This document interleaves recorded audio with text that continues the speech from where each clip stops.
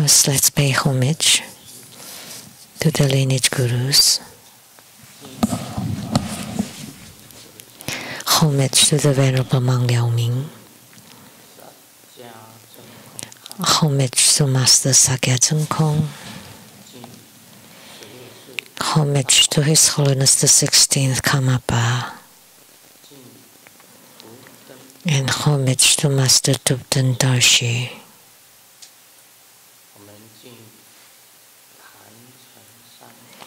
Homage to the three jewels of the altar.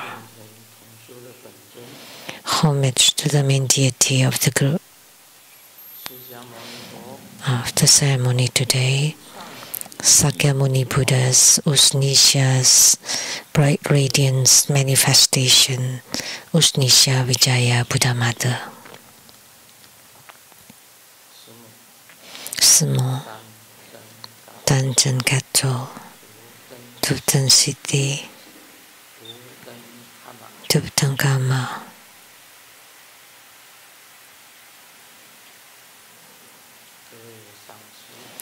All Dhamma masters, Dhamma educators, Dhamma teachers, Dhamma instructors, Dhamma tutors, temple and center directors, and everybody, all disciples present here and over the internet. Good afternoon. How do you do?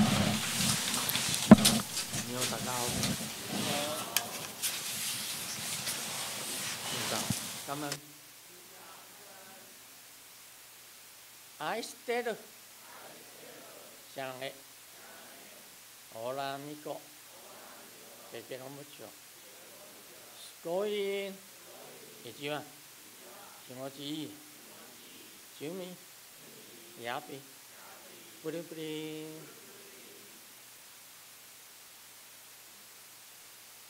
Konnichiwa.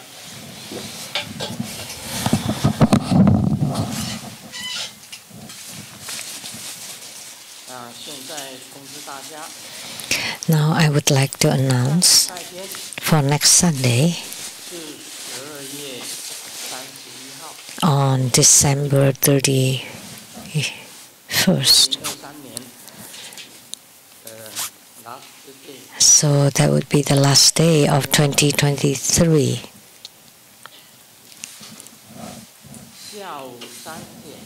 Sunday at 3 p.m.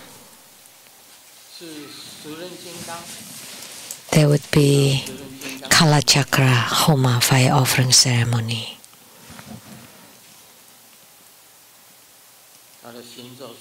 The mantra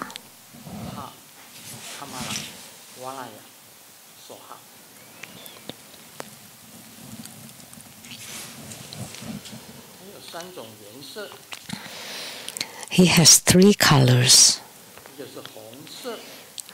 red, white, and blue. The body, blue body. Three kinds of colors.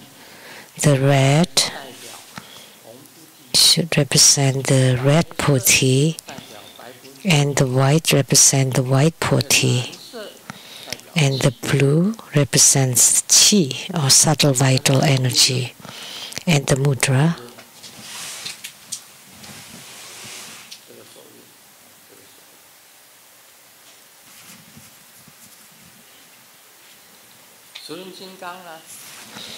Kala Chakra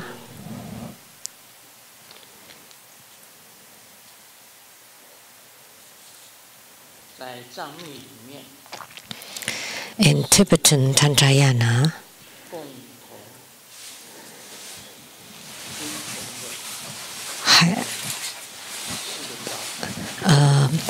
it's common among the four sects of Tibetan Tantrayana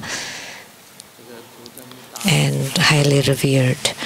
When I was transmitting Kala Chakra, Master Tupten Dorje kept telling me that you need to spread Kala Chakra Dharma or Tantra to the several continents and countries in the world, and I followed his instruction.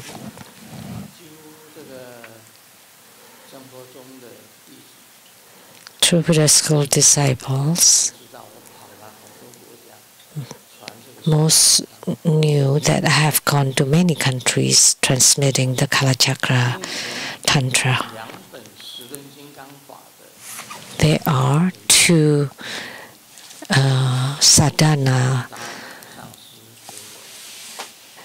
one given by Master Tupten Dorji, and the other one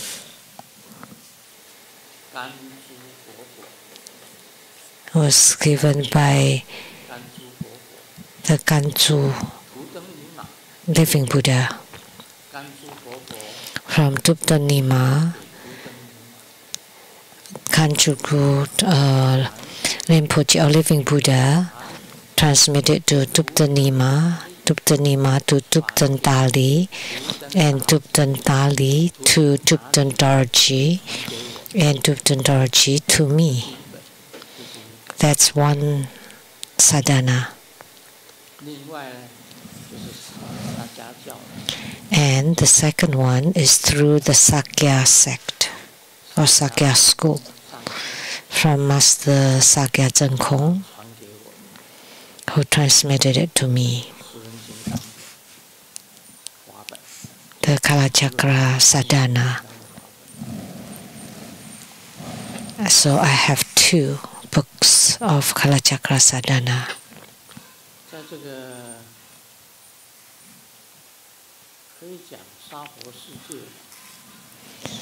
We can say in the Saha world, the one or the ones transmitting Kalachakra Tantra,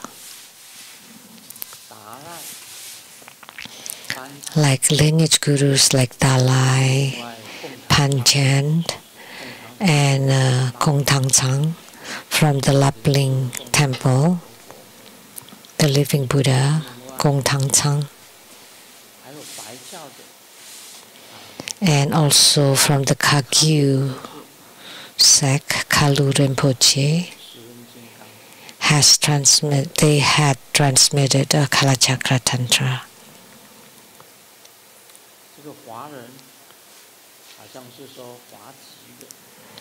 And of the Han descent, we called the Chinese Han, of the Chinese Han people. Have you heard who has transmitted Kalachakra Tantra? When I received this Dharma, I transmitted it in several continents. So Kalu Rinpoche took my photo and said, this is a Han Chinese who transmits Tantric Dharma in Mandarin Chinese. Very highly revered. Kalu Rinpoche placed my photo on his head. And the Gelugpa, Kanchen Tripa, the 100th Kanchen Tripa, knew that I transmitted the Kalachakra Tantra. And he had visited our Seattle Lechang temple.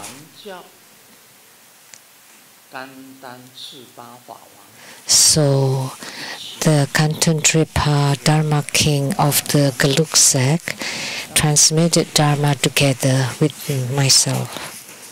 Which Dharma was that? Do you remember? Kanchen Tripa.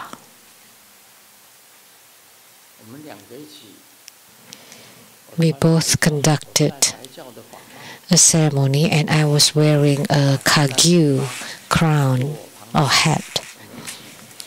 And Kanchen Tripa was sitting next to me, and we gave Dharma teaching together. Which Dharma did we transmit then? Nobody remembered.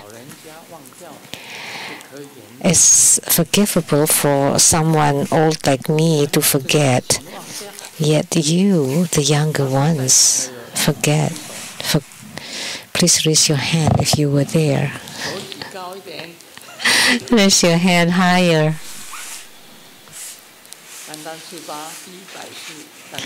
The 100th Kanchen Tripper.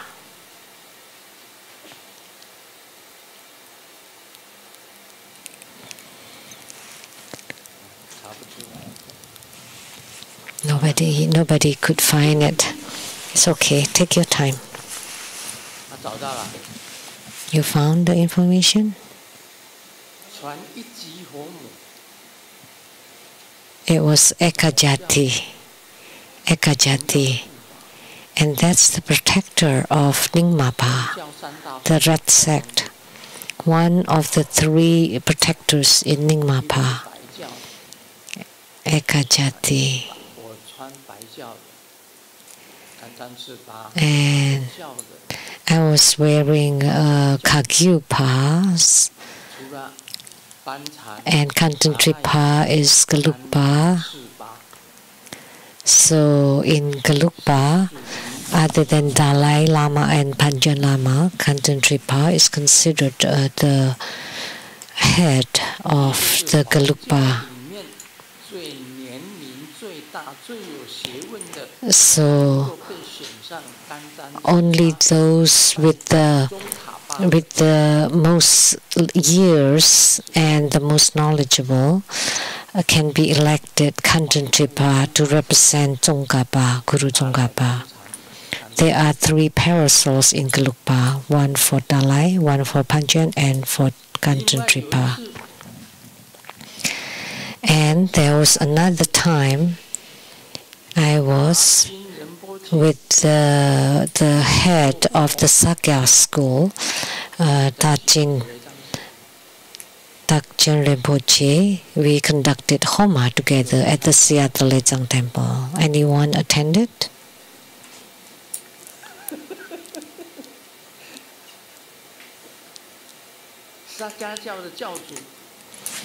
So the head of the Sakyapa, Takchen Rinpoche, and I conducted Homa together, and we used a huge Homa burner and conducted Homa together with Takchen Rinpoche. That was long ago. There were not many people then, very long ago. What Homa did we do then?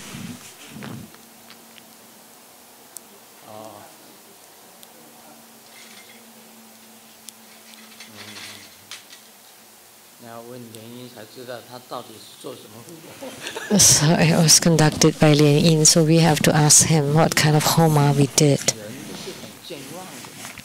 So people are forgetful.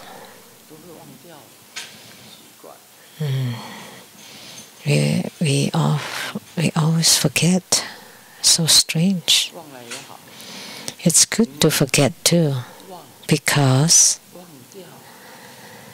forgetting can make you reach the state of no thoughts, devoid of any thoughts, and you've forgotten everything, including your afflictions. It's best that you forget everything. Why do you want to carry it with you? That's a burden. And then you inflict it upon yourself. So just forget everything. So that means a sweep of both generosity and animosity. The moment you forget it all, that radiance will appear. By merging into the clear light radiance, you would have attainment. Tantrayana, in the beginning, talks about practicing the path, spiritual cultivation. We practice the path, and then we see the path, or see the Tao, and that is called enlightenment. And after enlightenment, then you merge with the path or merge with Tao, and you're in union with Tao. Once you're enlightened, you need to merge with the Tao or the path. That's called the union with the path. And lastly is to prove the Tao or the path. To prove or to witness the path. So practicing the path, seeing the path, merging with the path, and proving or witnessing the path. 4 stages, very important. Actually, at the beginning, when you practice meditation, the key point is in the samadhi, as I said, about single-pointedness, focusing on one thing.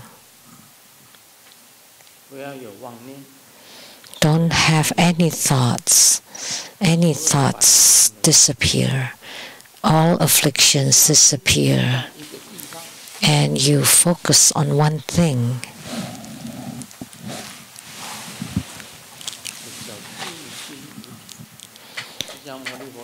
So this is called single-pointedness. Sakyamuni Buddha has said, being single-pointed, you can achieve anything. Lao Tzu too states, if you can concentrate on one thing, everything is achieved. Do not be distracted.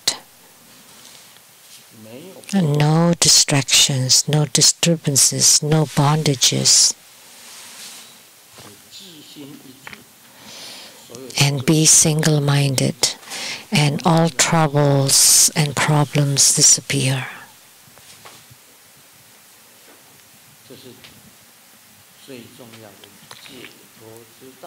This is the most important way to liberation.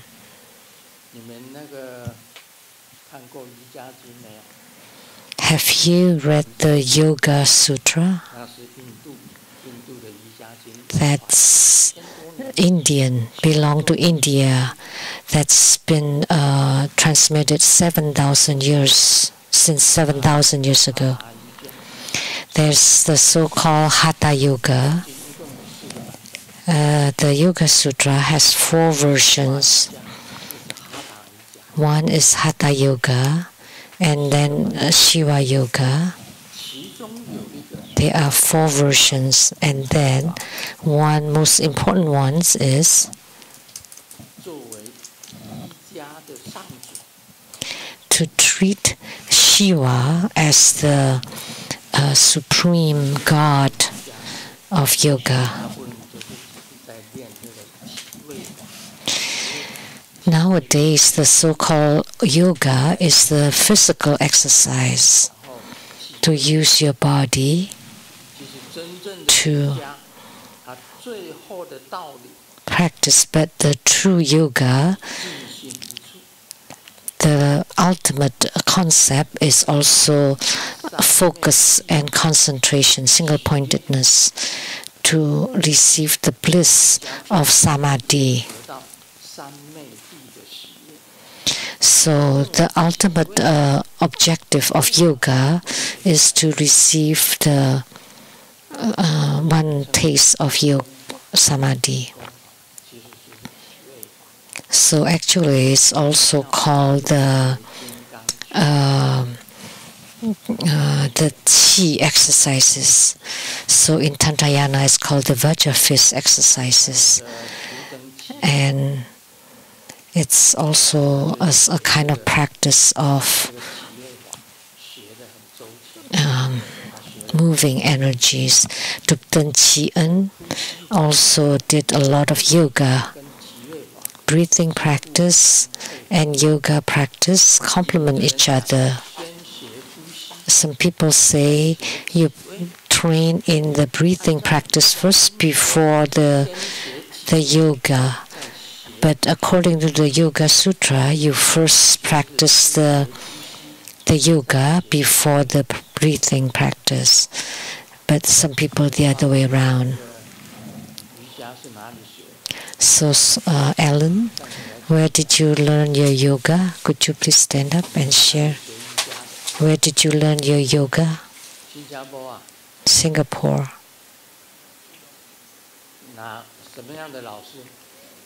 What kind of teacher?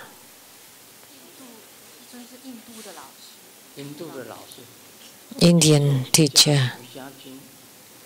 That's right. Yoga Sutra came from India. Very famous. The famous one is called Hatha Yoga. And also Shiva Yoga. And two more.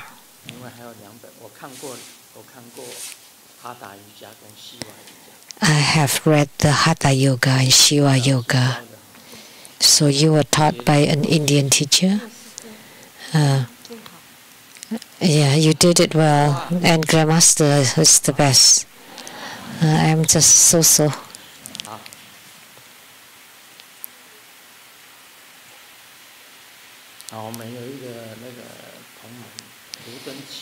We have a disciple called Dupten Chien, and his breathing practice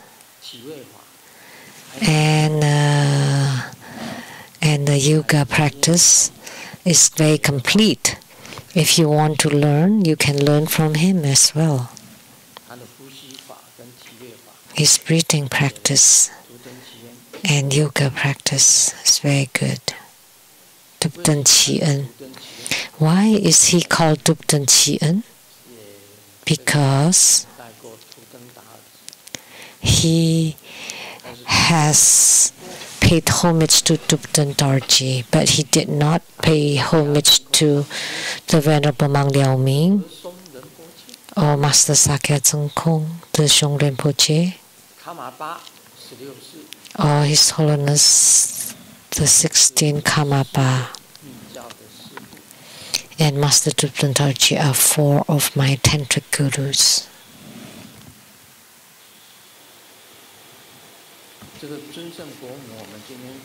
So today we perform the Homa of Usnisha Vijaya. This is truly amazing. As I said, the mantra. That's her true mantra. That's it. That's good enough.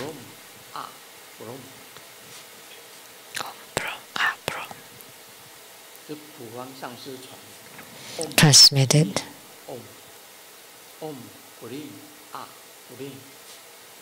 Transmitted by Master Pu Fang. It became Blin. Actually, it's Broom.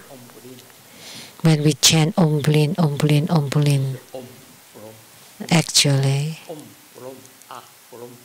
it's actually Om Broom, Ah Broom. Usnisha's Vijaya's shortest mantra, very easy to chant. A brilliant, bright light. Anybody has seen Usnisha Vijaya Buddha Mother? Please raise your hand. You did?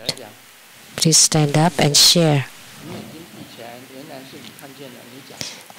You closed your eyes earlier. It turned out that you saw. Please say something. Homage to Grandmaster. The Homa today is incredible. I could not exit from Samadhi. The power was so strong. She has three faces, and the clear light radiance was very dazzling, brilliant. And I felt hot, and all the channels and chi all flowing smoothly and open, filled with Dharma joy.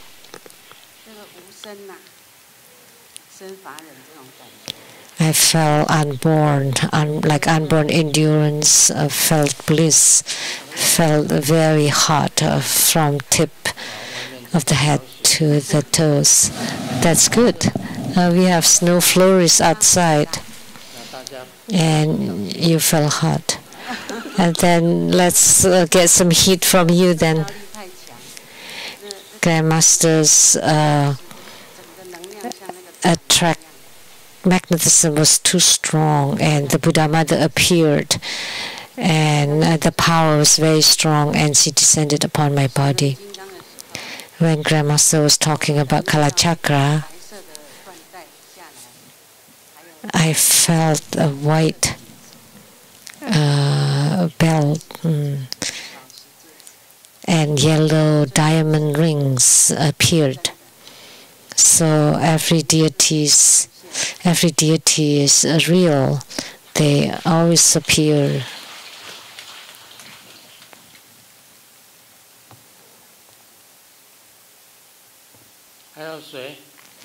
Anybody else who saw something?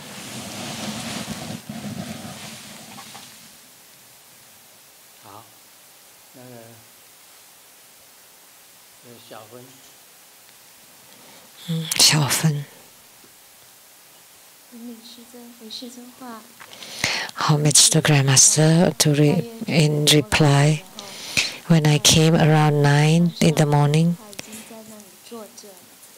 she's been sitting there on the mountain across.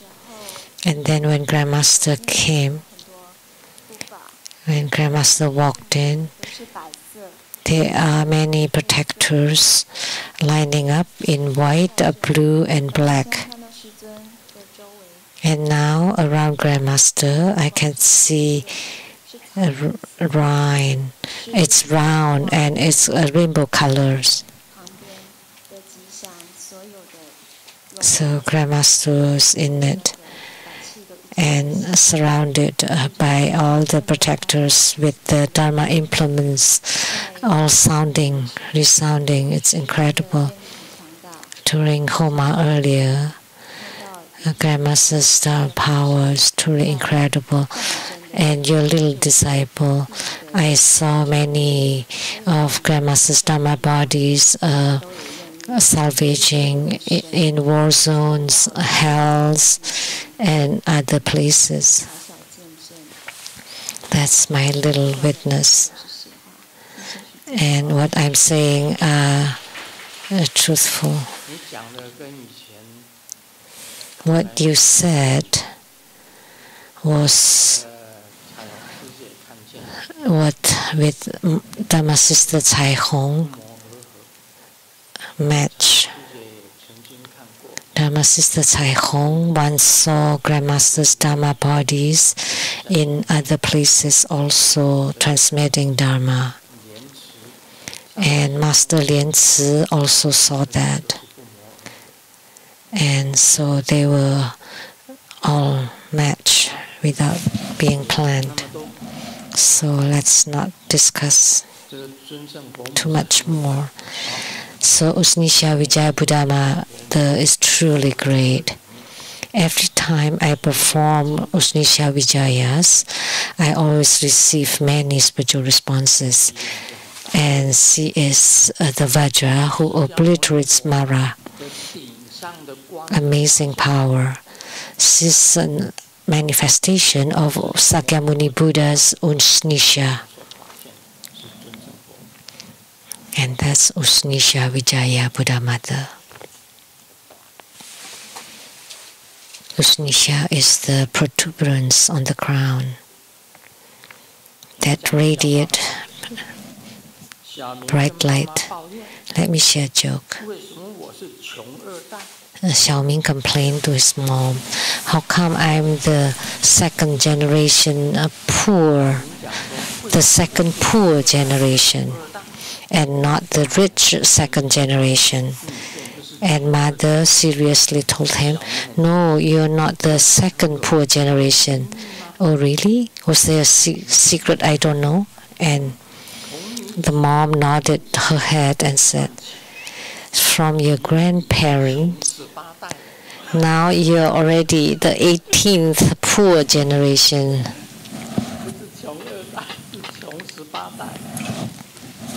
Not the second generation, but the 18th generation in poverty.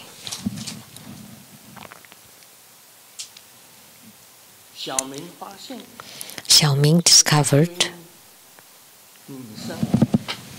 courting ladies or chasing after girls are worse than chasing after thieves. When you got the thieves, then you can get back the stolen stuff. But when you chase and caught the girl, that you start losing money. Or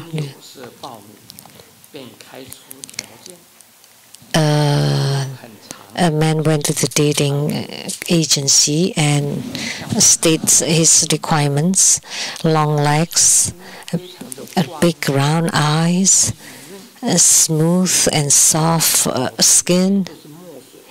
There are lots of ink in her head, which means cultured, and love to stick to people. And the AI found the prospect, which is octopus.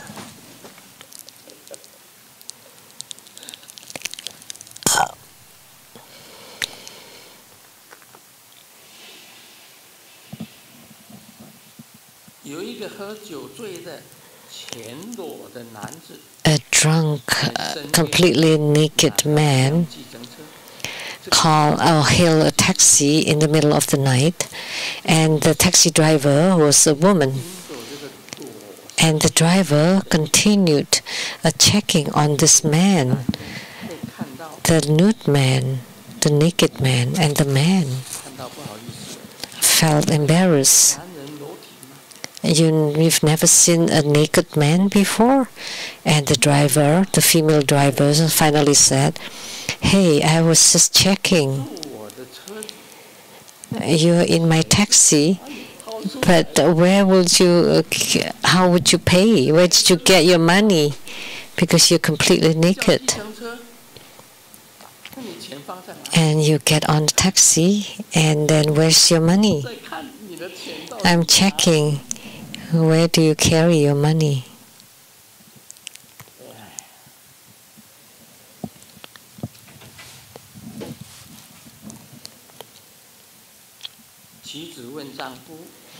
The wife asked the husband, "When can we live in a more expensive home?" And the husband said, "Don't worry, your wish may come true soon." "Oh, that's great. When?" And the husband replies, "Oh, our landlord has said that he's going to raise the rent next month." So they live in a more expensive house.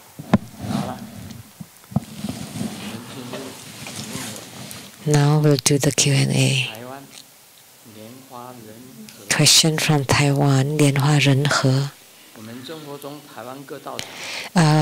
Various Buddha school Dharma centers in Taiwan every year jointly organize animal release ceremonies. However, in recent years, I have noticed certain aspects that seem inappropriate. The so-called animal release is to rescue lives, intervening to save them from slaughter and setting them free. Regrettably, our animal release ceremonies seem to deviate from this spirit. The organizing committee typically purchases fish fry in advance. These fish fry are not at an intermediate risk of losing their lives, and even if you don't buy them, they may still be bought by the industry and placed in fish farms where they can survive for several more months before they grow big enough for sale. However, we buy them and release them into the Sun and Moon Lake, and the lake is home to many predatory fish, such as the tiger fish, which preys on this fish fry. So we release them, but they become prey for the tiger fish, while they could have lived a few more months. But now we are delivering them into the mouths of the tiger fish. Grandmaster, is my concern correct? Please advise. Question by Lianhua Renhe. Animal release. It's very difficult to say.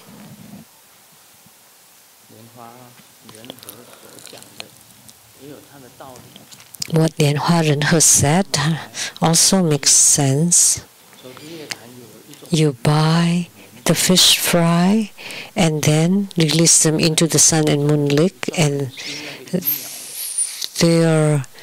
there's tiger fish who especially eat those fish fry. So by releasing them there, they would be eaten up. So you should find a way to release them into different lakes. The green lake or the streams. So you need to pay attention what kind of fish fry they are. Are they saltwater fish or freshwater fish? So if they are freshwater fish, you should release them into freshwater, and vice versa for the saltwater. So you are rescuing them from slaughters. So I personally feel that releasing animals generate merit. Several days ago,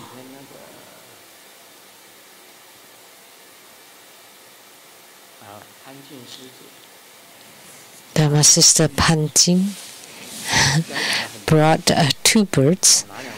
She has many birds at her house, and she brought 2 birds in a bird cage for Grandmaster. Very beautiful birds and chirping around. But I apologize because I have no experience raising birds. But when I was little, I have raised a chicken because my home did when I was young, and then there was bird flu, so we stopped raising chicken. But I've never raised any birds before. So when I saw those 2 birds, what I thought of was a yakitori, which is barbecued bird. But those 2 birds were too small, and I don't know how to raise them. And want to release them, we cannot release that kind of birds. They're very small and cute. Looks like they're cage birds. They would not know where to go if we release them. So I cannot release them. I cannot make them into yakitori, a barbecued bird. And I don't know how to keep them either. So finally, she brought them home, brought them back to her home.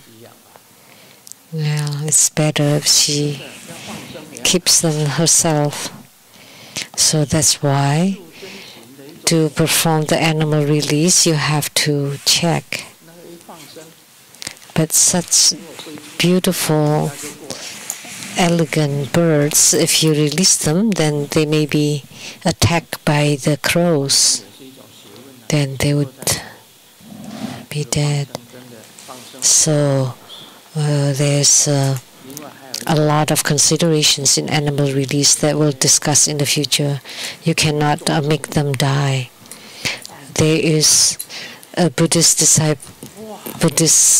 group that think that they should treat everybody equally, so they release poisonous snakes, many of them. They collected, we don't know where they collected from, and then release these poisonous snakes in the wilderness. Was that right? That's a question. Should you release the lives of poisonous snakes? Is Bijan here? Bijan and Bien.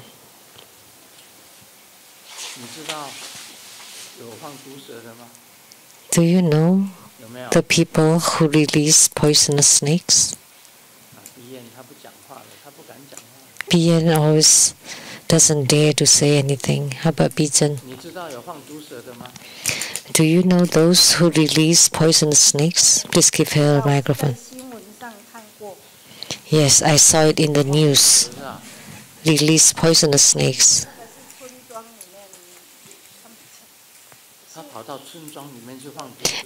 Release the poisonous snakes in the villages. I saw it in the news in Taiwan.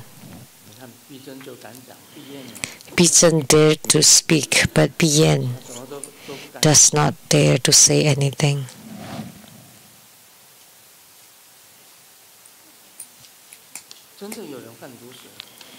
Really, there were people who released poisonous snakes, and they placed it in the cloth bags, and then release them in the villages. So the villages now are inundated with poisonous snakes. Was that right? Because they believe that all sentient beings are equal, even the poisonous ones are also equal. So should we release them to be free? I don't know. Because according to Vimalakirti, sentient beings are equal. What can you say? So this animal release requires quite a knowledge. This is Hui Jin's joke. Hui Jin said, "Let me tell you a secret. Actually, I'm an angel. I'm staying in the human world because of my weight. Entirely because of my weight."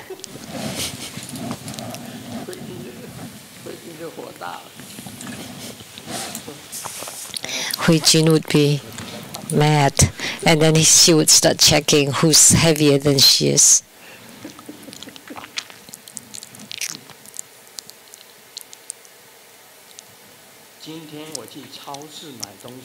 Today I went to the grocery store to buy something and saw a monk pushing a cart filled with everything. And I thought this monk was very rich. And then at the cashier asked, "So is it cart or cash?" And he said, "Amitabha, I'm here for alms round."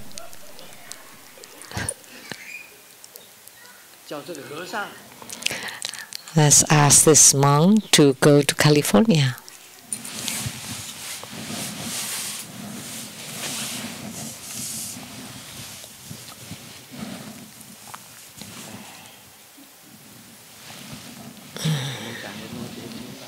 Now let's talk about the Vimalakirti Sutra.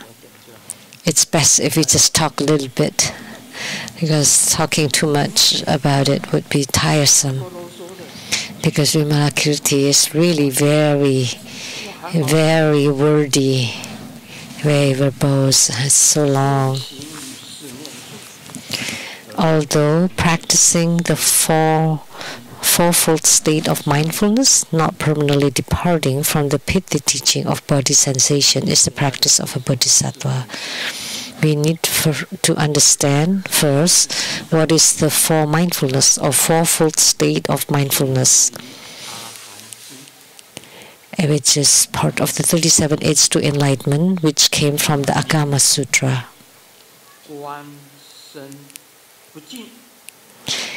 Observe that the body is impure. Observe that the sensation is suffering. Observe that the mind is impermanent. And observe that everything has no self. Those are the four mindfulness. Spiritual cultivators should be mindful that the body is impure, sensations are suffering, the mind is impermanent, and everything has no self. Although you are cultivating spiritually, like what Master Lien has said, that she has attained the unborn endurance. That's the fourth ground, or eighth ground Bodhisattva. So that's a non-regressing Bodhisattva. The eighth ground and above, non-regressing. Seventh ground and below, still regressing. So the eighth ground Bodhisattva is unborn and no endurance. So when you're unborn, there is no bondages, no bounds. You have realized about birthlessness, then you have no more afflictions, no more attachments. That is the fruition of the unborn endurance. Although you are practicing the four mindfulness and you are an ill Bodhisattva, but you don't depart from that the body is impure and sensation is suffering, the mind is impermanent, and Dharma or everything has no self. Just talking about the body is impure. Let me give you examples. There would be dandruffs on the head, and athlete's feet on the feet, and there's excretion from the eyes, from the ears, from the nose, and from the mouth. If the saliva stays out in the air, it would rot very fast. The whole body is filthy. So where is the dirtiest? Is a human being is the dirtiest. And the skin pores would excrete sweats, and then in the armpits, and the mouth has bad mouth odor, and the two holes underneath, one for defecation, one for urination. They're all very foul and filthy, very dirty, the body. Someone is wearing the mala beads, and then they said that I don't want to go to the bathroom with the chanting beads. I have to take it off and place it aside. But you don't know that the chanting beads are so long and it touches your intestines, and inside your intestines are poops. Is there a time when your body is clean? No, human beings are very dirty. The organs, especially when humans die, and the death water that exudes was so foul, stinky smelling. The forensic doctor in Taiwan called Yang Rusong, to know how someone died, he had lots of experience. All he did was just to taste a little bit of the water that flew from the body, and at the end he died from death marks, poisons. So human bodies are truly filthy. So therefore, bodies are really unclean. There is not one person who's always fragrant unless they use perfumes. But the perfumes, that's faking. That's why I am very diligent in brushing my teeth or cleaning my teeth,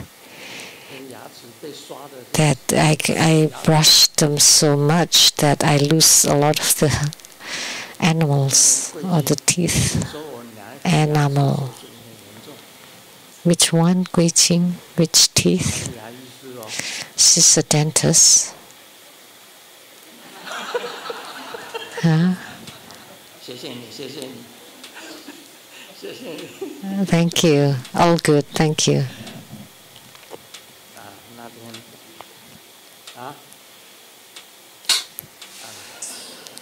But Grandmaster is fragrant. Sorry.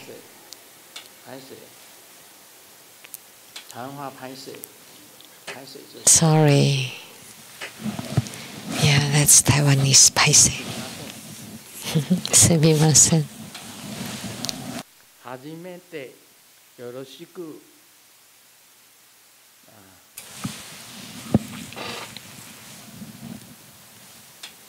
再来。行きましょう。初めてよろしく行きましょう。什么意思？ What does it mean? The first time I meet you. It's nice meeting you. Let's go together.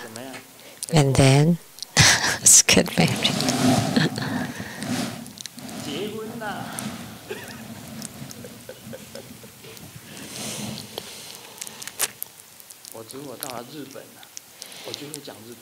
When I go to Japan, I automatically could speak Japanese. Very strange. In Taiwanese, I could speak a little bit, but as soon as I got to Japan, I would remember that I spoke Japanese in the past, and then I could just continue speaking in Japanese. So every time I go to Japan, then disciples wanted to buy medicines, asked me to help.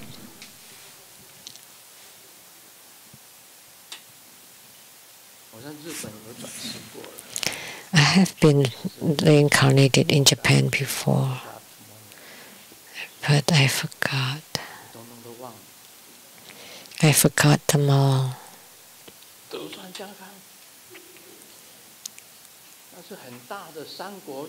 Tokugawa? That's a huge, the grand figure who combined the three kingdoms. You didn't mention the other two. 3 countries. Wow. And Tokugawa.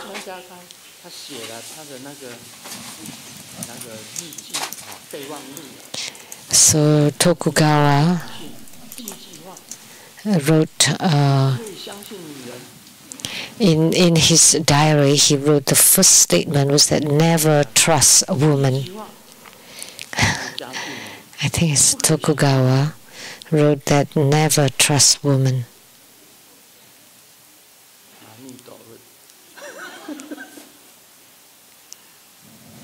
Amitabha.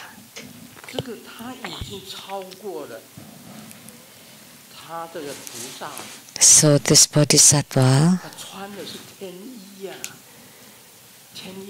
is wearing a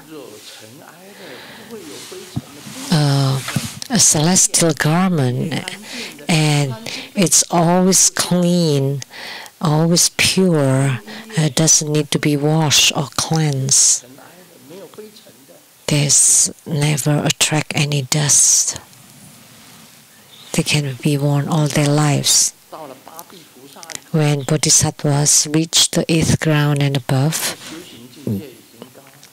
their spiritual cultivation realm is already quite high, and they walk like the wind. They have their dignity.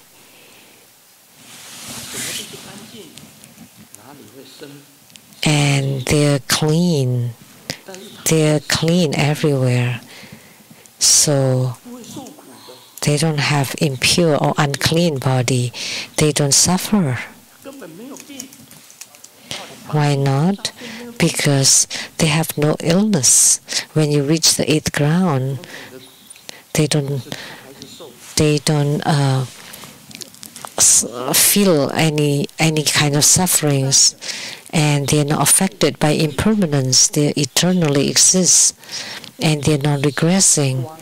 And lights all over them, fragrance and lights and purity, no suffering. Bodhisattvas on the 8th ground and above are all like that, and yet they still do not abandon impure body, impermanence, and although he has reached the state of no self, but he still experiences all those. Only then is a true bodhisattva. So what's being talked about here is the same as by Mother or Saint Teresa. And Mother Teresa said, even when heavens are there for me, I will not go there. I'd rather stay in the darkest places to help and salvage sentient beings. And it's the same as what's spoken by Siddhikarma Bodhisattva. If I don't go to hells, who would go? And mentioned here is that only they are bodhisattvas. So practicing the fourfold state of mindfulness, and then if you want to renounce them, that's not right. But you're still amidst that body is impure, sensations, suffering, everything is impermanence and has no self. Only then that is a true bodhisattva. Although practicing the four right efforts, not forsaking the diligent practice of the body and mind is the practice of a bodhisattva. The four right efforts are about good and evil. If you have evil, then you have to cut it off right away. When you have no negativities, then you prevent them from arising. If you do not have good thought, then you want to generate good thought. And once you have good thoughts, then you want to increase or enhance the good thoughts. These are the four right exertions or efforts. Once you practice these four right efforts, then you can go to heavens. You can go to the heavens. So in Buddhism, avoid all evil, do all good. Avoid all evils and do all goods. If you have bad or evil thought, you have to stop it right away. And if they don't arise, you want to stop them from arising. And the good thought, if you don't have good thought, you want to generate good thought. Once you have good thought, you want to increase or enhance the good thought. These are called the four right efforts. The point is in diligence, that you want to be very diligent to manifest them, avoiding evil and doing good deeds.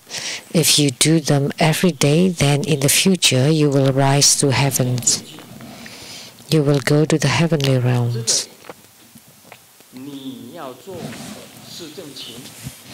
So you want to practice the four right efforts, but not forsaking the diligent practice of the body and mind. So physically and mentally, you want to be diligent in practicing all Buddha Dhamma. That's four right efforts. That's very important. It's very difficult to ask people to do good.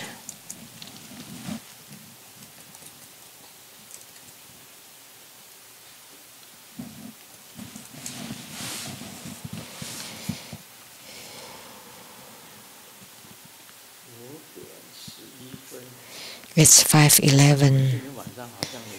We have some program tonight, lots of them.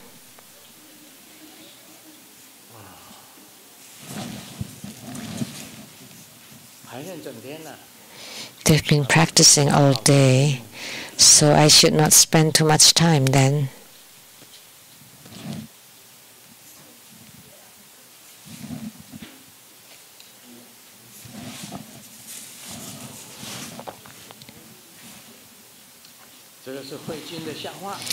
This is Hui Jun's joke again. Her dad asked her, other than eating ice cream, what else can you do? And Hui Jun replied, I can buy ice cream.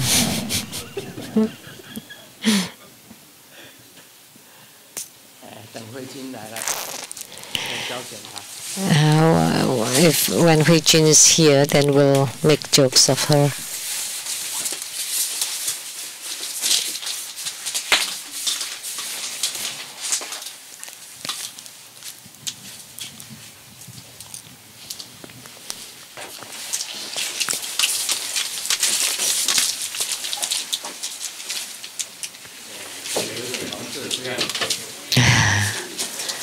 It's kind of dirty.